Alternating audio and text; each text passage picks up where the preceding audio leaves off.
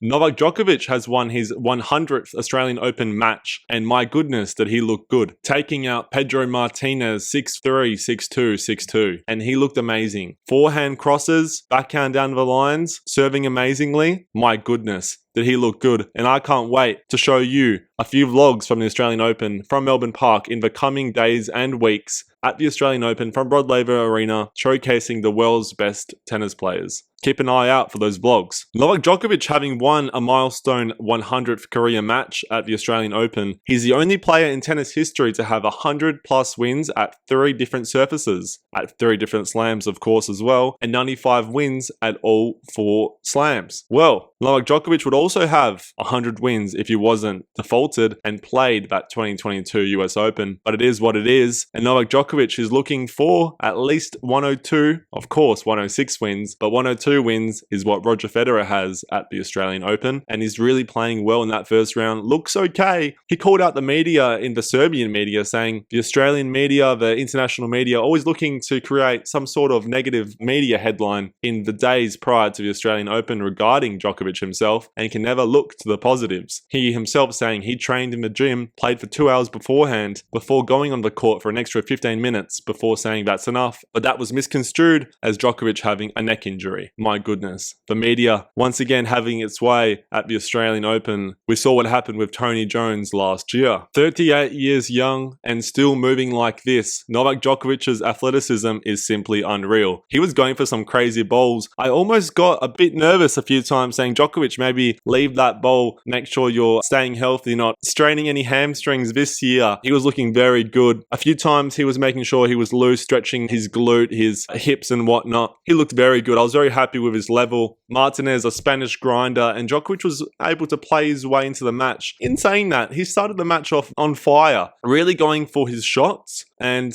having his way with Martinez. Novak Djokovic's on-court interview, I can't play it for copyright reasons. Look it up on YouTube or wherever else you can have a look. Quite funny, they went through some of Djokovic's milestones to get to the 100th win, talking about his debut against Marat Safin all the way back in 05, talking about his maiden Grand Slam and maiden AO win in 08, and then talking briefly about his 2012 win over Nadal. A couple of funny moments in there as well. Djokovic, an even better commentator than he is a player, and that's telling you something. Also, in the Australian Open today, Alexandra Eala, she went down to Parks from United States of America. It's crazy the amount of attention she gets, and specifically so in Australia because a great Filipino diaspora came out to support Eala. Unfortunately, she went down, though she won the first set 6-love, but it was crazy the noise they were making all the way out on court 6, I believe. It's a shame she's out of the Australian Open this year, but I think she'll be playing a challenger next week in the Philippines. So watch out, the Philippines are going to be having some tennis